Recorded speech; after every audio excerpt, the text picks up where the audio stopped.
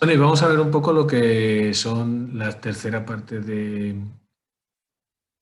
las prótesis de miembro superior, que si recordáis vimos una sesión bueno, prótesis estéticas, ¿vale? Luego vimos una de prótesis funcionales, mecánicas, pinzas, manos de apertura voluntaria y sistemas naked de los dedos y también funcionales de otro tipo, como eran los deportivos para actividades especiales. Y decíamos que en la última pues veríamos una de sistemas mioeléctricos, ¿vale? Por supuesto, el mundo de la prótesis mioeléctrica es un poco más complejo, ¿vale? Pero es verdad que es un sistema que está avanzando mucho, ¿vale? Y vamos a ir viendo. Bueno, diferencias o un poco características que tenemos las prótesis mioeléctricas cuando pensamos en miembro superior frente a otros como son las mecánicas y las estéticas. Pues al final lo que buscan es dar mucha funcionalidad, una alta funcionalidad. Vamos a aprovechar lo que es la musculatura, ¿vale? El movimiento residual del muñón para activar en las prótesis mioeléctricas, para activar de alguna manera la apertura y el cierre. También podemos tener la opción de un movimiento de pronosupinación, ya sea manual o mioeléctrico, que tampoco con control mioeléctrico, también electrónico, aprovechando esa misma musculatura. Es cierto que la fabricación es un poco más compleja que los sistemas, bueno, estéticos y tal, porque lógicamente tenemos que buscar una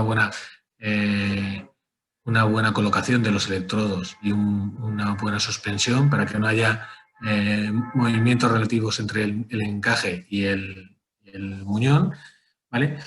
Pero bueno, al final, si hablamos de prótesis funcionales, es la mejor aceptada por parte de los pacientes, porque obviamente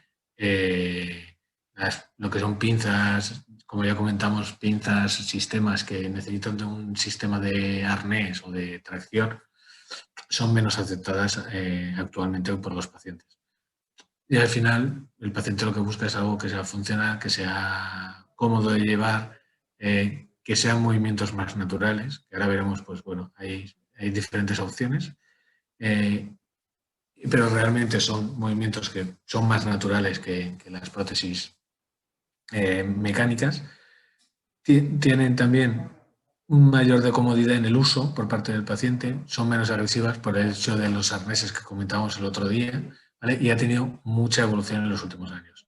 En 10 años la protésica mioeléctrica ha avanzado más que en los 50 anteriores, ¿vale? Y esto es algo que hay que considerar y sigue evolucionando, ¿vale? Igual que las últimas tecnologías han sido desde prácticamente 2008-2009, ¿vale? Con toda la aparición de manos multifuncionales y multiarticuladas, ahora mismo están apareciendo un número de soluciones que van a mejorar en cuanto a capacidad de elección y en cuanto a usabilidad por el paciente. Y también un aspecto, pues aparecerán opciones que sean más económicas, por decirlo de alguna manera.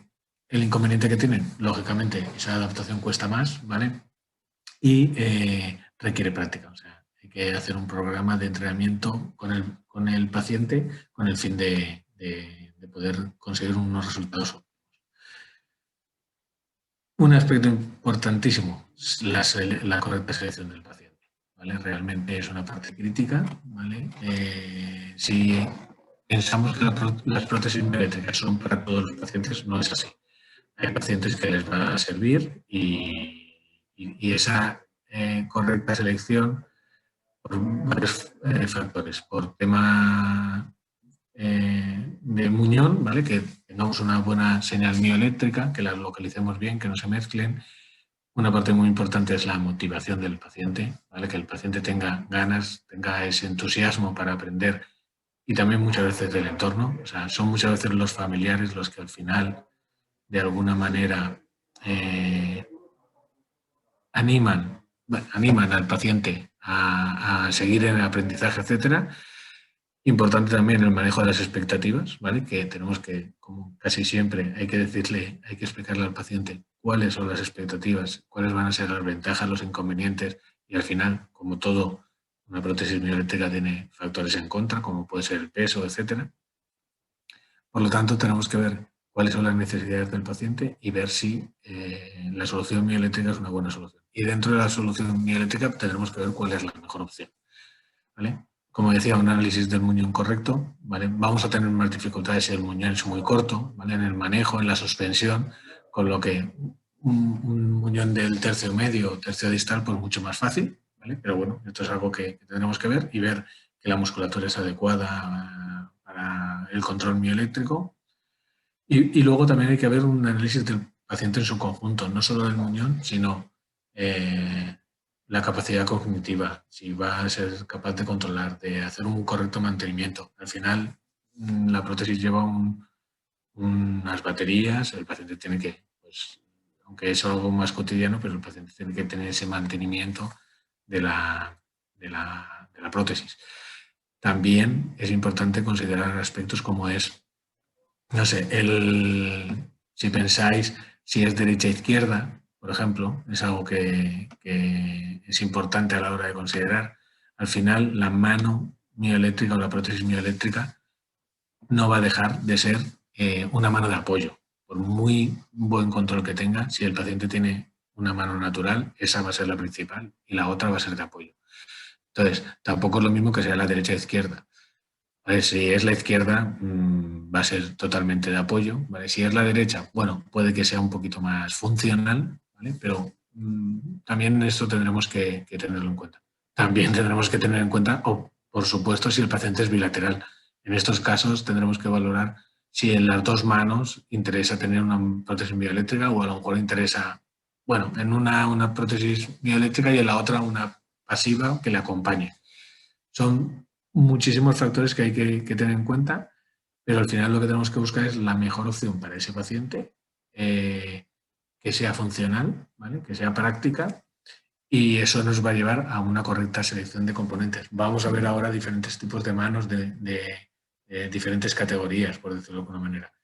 No todas las manos son buenas para todos los pacientes. Lógicamente, hay pacientes que prefieren, bueno, que por las necesidades que van a hacer, es más adecuada una prótesis mioeléctrica convencional como las que hemos visto, o incluso una pinza eléctrica o una mano multiarticulada, y dentro de las multiarticuladas hay diferentes tipos, como también veremos ahora a continuación. ¿Vale? Bueno, pues teniendo todos estos factores, que algunos son muy concretos de las mioeléctricas y otras, como habéis visto, son aspectos que ya comentamos en su momento con las prótesis estéticas, etcétera, porque al final son aspectos que vamos a tener que considerar siempre. Hay que pensar también que un paciente no es imprescindible que lleve o mioeléctricas o estéticas. Habrá pacientes que a lo mejor lleven mioeléctricas en ciertas actividades, o para trabajar o para hacer ciertas actividades, y luego la estética pues para pasear. O a lo mejor, como vimos el otro día, puede llevar una prótesis especial para montar en bici o para nadar en esas actividades, y luego en su día a día llevar la mioeléctrica. Por lo que todos estos aspectos funcionales de cada paciente son cosas que tenemos que valorar, ¿vale? Por decirlo de alguna manera. Bueno, ¿cuál es la estructura básica de una prótesis mioeléctrica? ¿Vale? Al final son todas iguales, lo único que va a cambiar es cómo es el dispositivo terminal, ¿vale? Que ahora veremos. Pero en principio todos tienen unos electrodos, que son los que van a estar en contacto con la piel, con la musculatura del paciente, que van a actuar o que van a activar la apertura o cierre de la mano. Normalmente lo que se hace es dos electrodos controlando dos grupos musculares. Pues si hablamos de antebrazo, pues normalmente por una parte los extensores, que van a hacer el movimiento de abrir, y por otra los flexores, que van a hacer el movimiento de cerrar. Con ese movimiento del muñón del paciente, ¿vale? De la musculatura del muñón del paciente, vamos a controlar la apertura y el cierre de la prótesis. Obviamente vamos a necesitar otros elementos. Esos electrodos van a ir conectados. Los electrodos no son más que un dispositivo, ¿vale? Que tiene unos bornes, ¿vale? Esos son los que van a captar, se apoyan sobre la piel, y cuando el paciente activa la musculatura, lo que hace es activar la función que tenga programada la mano, que puede ser muy diversa, ¿vale? Luego, lógicamente, esos electrodos van a ir conectados con unos cables a la mano, ¿vale? A través de la muñeca, ¿vale? La muñeca, pues al final es un sistema, ¿vale? Que, bueno, es una pieza de conexión que va a tener, si veis, no sé si lo vais a ver bien, aquí un borne, ¿vale? Que es el que va a conectar con la mano mioeléctrica, ¿vale? Y ese sistema de conexión es rápido. O sea, el paciente se coloca, ¿vale? Y lo puede colocar rápidamente. Si quiere cambiar el terminal, pues puede cambiarlo, si quiere en un momento dado, porque es un sistema de desconexión rápida que puede realizar. La opción de pronosupinación que tenemos ahí como opcional, pues por una parte tenemos normalmente la pronosupinación pasiva, ¿vale? Pero también existe una pronosupinación mioeléctrica, ¿vale? Que el paciente puede programar en un momento determinado, ¿vale? Y luego, muchas veces, estos sistemas son compatibles con diferentes manos. O sea, prácticamente el más extendido es este sistema que os decía de desconexión rápida, que prácticamente casi todas las manos mioeléctricas. Ahora hay 2 o 3 que no, pero son sistemas universales, ¿vale? Con lo que podemos conseguir diferentes opciones.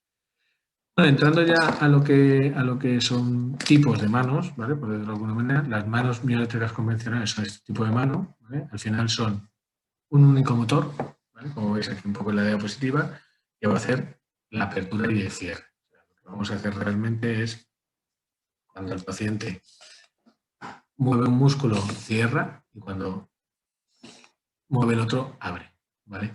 De una manera muy sencilla. Los 3 dedos, o sea, es una pieza tridigital, los 3 dedos que actúan son estos dos. Estos dos, ¿vale? Estos dos son 2 dedos que no hacen ningún tipo de función, ¿vale? Como podéis ver, ¿vale? ¿Vale? Estos dos están fijos, ¿vale? Y estos 3 son realmente los que van a producir la prensión con la pinza tridigital, ¿vale? Y está básicamente controlada por la fuerza. O sea, lo que va a buscar el paciente es coger con esa punta de una manera por fuerza, ¿vale? Pero es verdad que el movimiento de la mano puede ser más o menos rápido o lento según el control que tenga el paciente. O sea, si el paciente hace una contracción muscular fuerte, la mano va más rápida; si la hace lenta, va más lenta la mano, ¿vale? Con lo que puede, si quiere, en momentos determinados hacer un movimiento más lento. Las manos de motion control tienen una ventaja, y es que tiene 3 posiciones de botón, ¿vale? Tiene una posición, tiene aquí un botón, ¿vale? Como veis ahí un poco en el gráfico, tiene una posición que está bloqueada, que está apagada, tiene una posición que abre y cierra, y tiene otra posición, ¿vale? Que lo que hace es que la mano se queda libre. Está apagada, ¿vale? Pero se queda libre. ¿Para qué sirve esa mano? ¿Para qué sirve esa posición?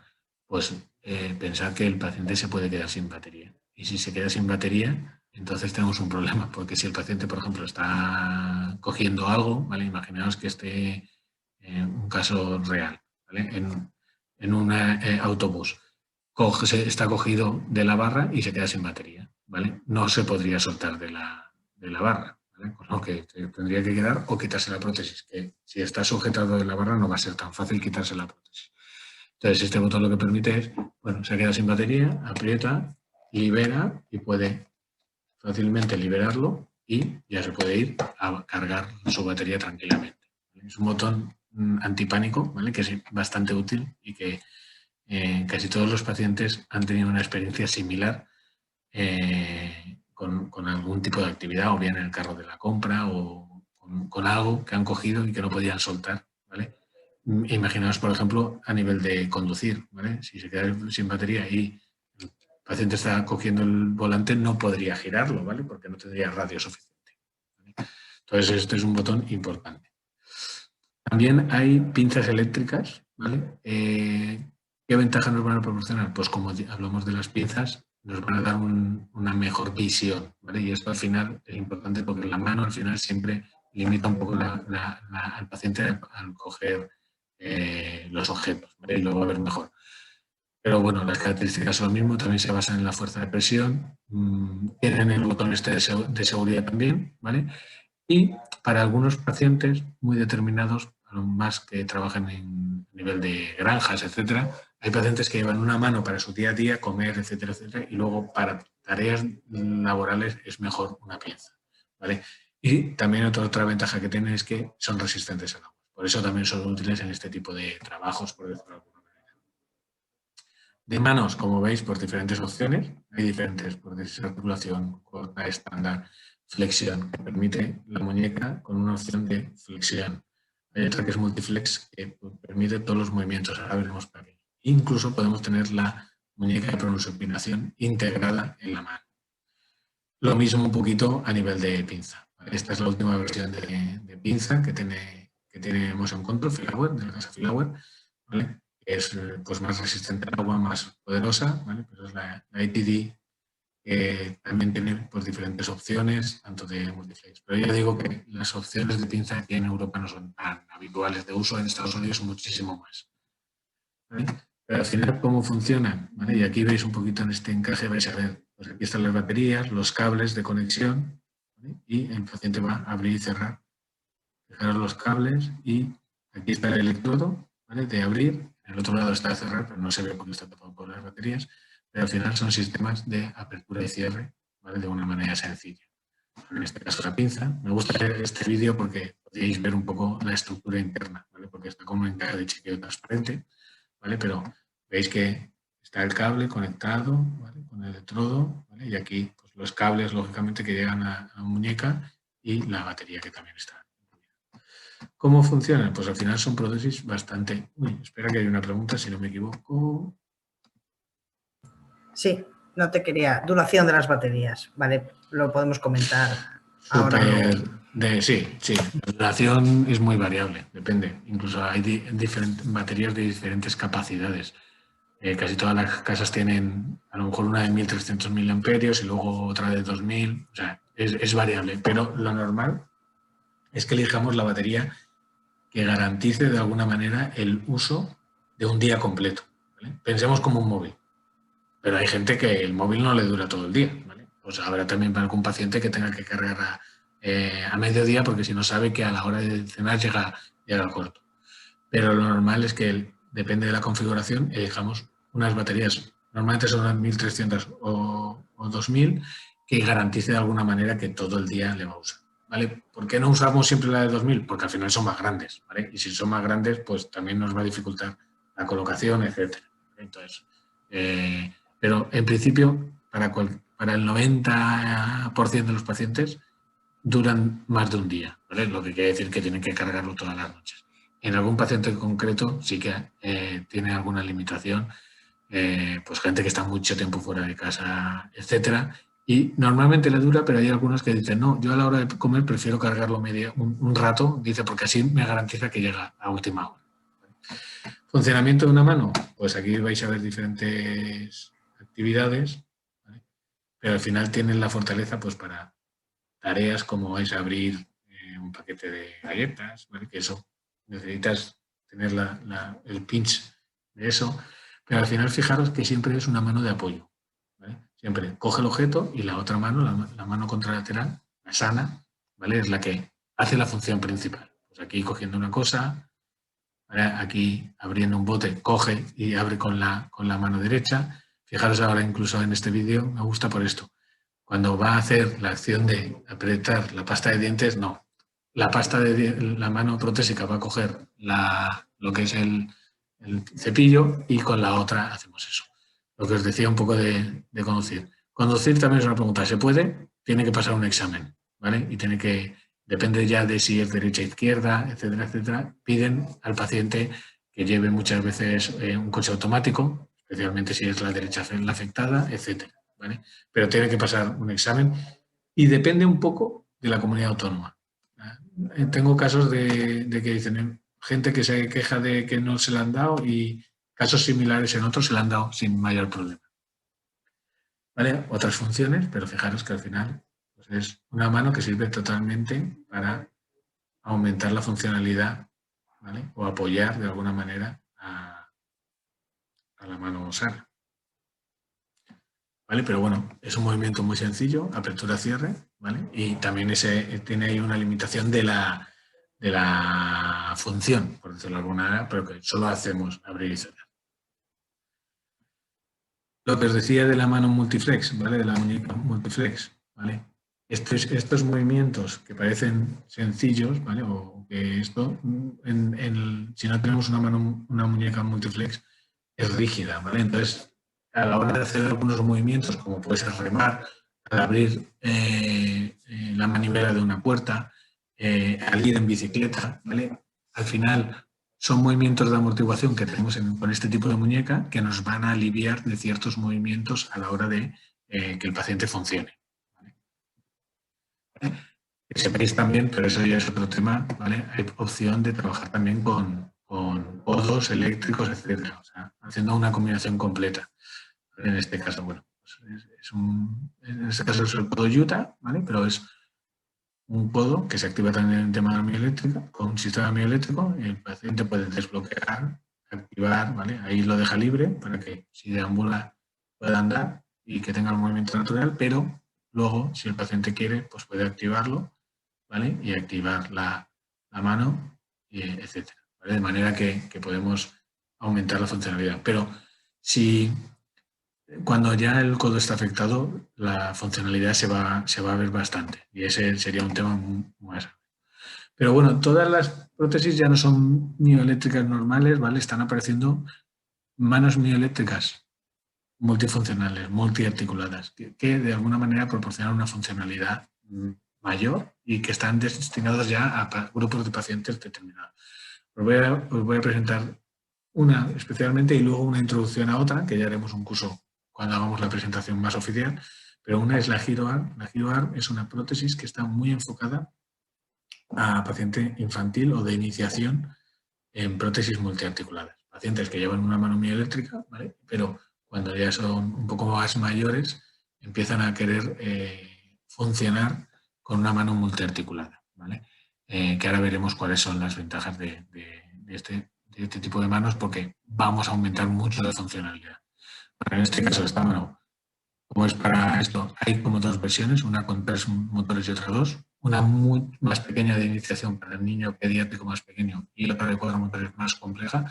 ¿Vale? La diferencia al final es la mano tiene la pequeña 3 motores, que es un motor, 2 motores y el pulgar, 3 motores, ¿vale? Con lo que vamos a poder hacer funciones de toda la mano completa o si queremos de solamente 2 dedos, ¿vale? Para hacer la pinza tridigital. La de 4, que ya es un nivel superior, un poco más grande, tenemos un motor, estos dos, otro el medio, otro el índice y otro el pulgar, ¿vale? De manera que tendremos la posibilidad de toda la mano, ¿vale? Pinza tridigital, pinza de precisión, ¿vale?